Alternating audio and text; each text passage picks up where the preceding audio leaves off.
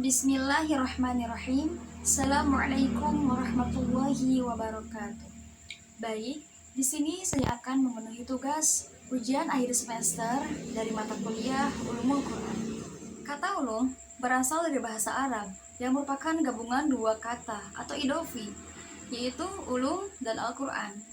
Kata ulum secara etimologis adalah bentuk jama dari kata ilmu, berasal dari kata alima ya'lamu ilman.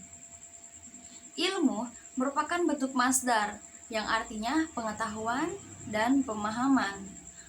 Maksudnya pengertian ini dengan kata makna dasarnya yaitu al-fahmu wal idrak, pengetahuan dan pemahaman. Sedangkan pengertian ulumul Quran secara terminologi menurut para ulama yaitu Syekh Muhammad Al-Hasbuni adalah pembahasan yang kaitannya yang ada dalam Al-Quran, baik mengenai turunnya, sanadnya, cara penyampaiannya, nasakh mansukhnya, muhkam mutasyabihnya, dan berbagai hal yang hubungannya berkaitan dengan Al-Quran. Insya Allah 3 materi yang saya akan bahas yaitu mengenai yang pertama muhkam mutasyabih, yang kedua i'jazul Quran, dan yang ketiga fawatih as-suwar. Materi yang pertama yaitu mengenai muhkam dan mutasyabih.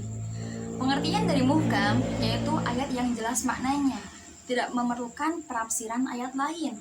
Contohnya Quran surah Al-Maidah ayat 3 yang artinya diharamkan bagimu memakan bangkai, darah, daging babi dan daging hewan yang disembelih bukan atas nama Allah, yang tercekik, yang dipukul, yang jatuh, yang ditanduk, dan yang diterkam binatang buas kecuali yang sempat kamu sembelih. Sudah jelas ya bahwa diharamkan, tidak diperbolehkan khususnya kita sebagai umat muslim memakan daging hewan-hewan yang ada yang disebutkan dalam ayat tersebut. Selanjutnya ada mutasyabih. Pengertian dari mutasyabih yaitu ayat-ayat yang memiliki makna yang samar, perlu penafsiran ayat lain atau hadis Nabi. Contohnya Quran surah Toha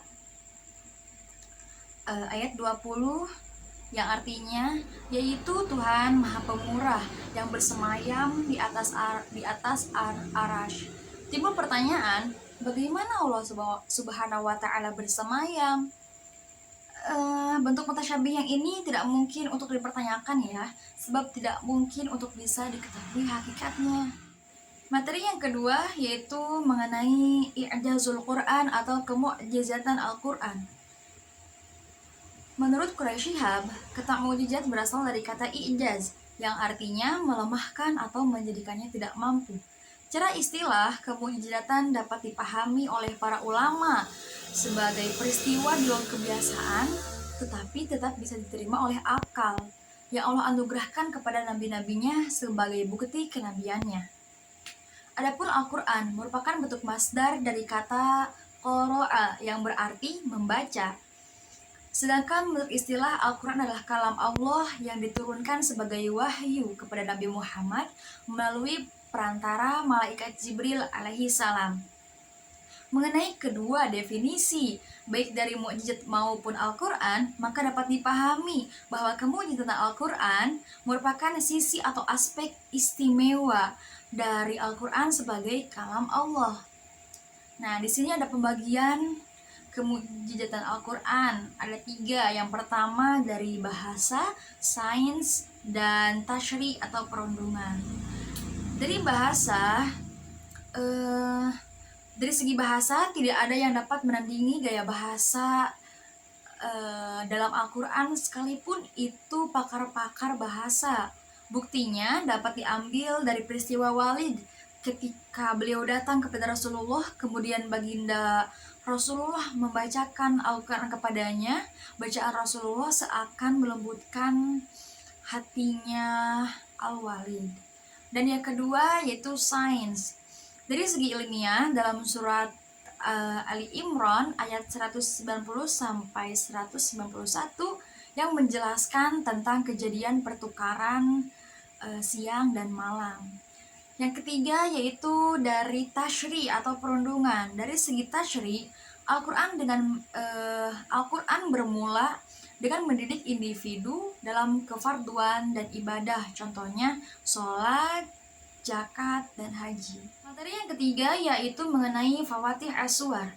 Fawatih As-Suwar terdiri dari dua kata, yaitu Fawatih dan As-Suwar. Fawatih merupakan jamak dari kata Fatihah yang artinya pembuka, sedangkan As-Suwar merupakan bentuk jamak dari surah yang berarti surat, dan As-Suwar bermakna surah-surah.